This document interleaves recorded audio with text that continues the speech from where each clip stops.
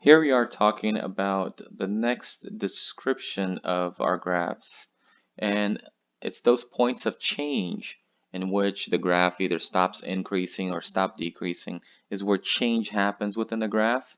And if there's any point on the graph that it is higher than any other section of the graph, and again, we have to look at just a small section, we look at what we call a relative max of the graph. That means it got to the top of the hill, change is going to start to happen.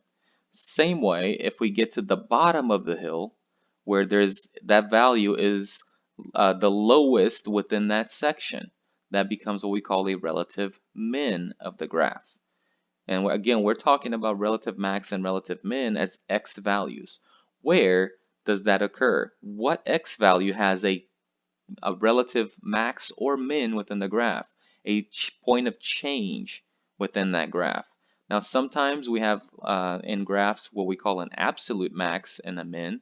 Some graphs have local, and we have to look closely at a section of the graph to be able to decide if it's a max or a min, and those are the relative max or minimum values within our graph. So what we want to look now is we want to go ahead and graph 3x squared minus 4x minus 2 so we can find those max and min values.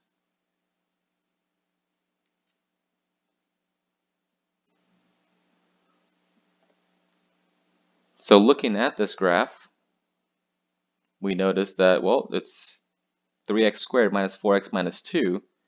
If you remember, that's a parabola.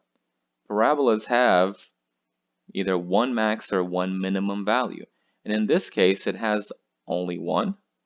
And that minimum value is at the very bottom of my graph here.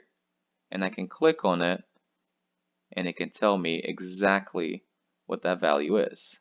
Now, it tells you where it happens, but what is the minimum value of this equation? There is a minimum. And we can say the min is at. And it looked like a fraction there, didn't it? Some weird decimal.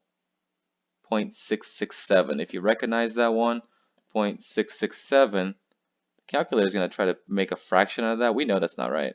That's been rounded. But if I do enough sixes to this, oh, it's 2/3. So there's a minimum at 2/3.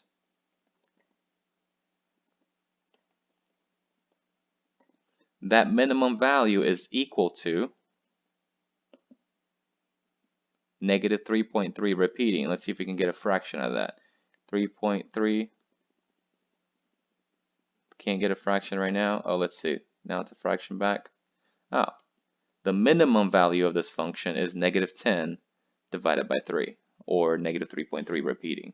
So the minimum happens at, well, the lowest of any section of the graph. If this made any other loops or changes from increasing and decreasing, we would look at that next location as a possible max or min as well.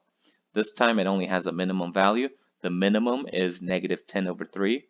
And if you want to say where that happens, you would say 2/3. The x value is 2/3, but the minimum value is negative 10 over 3.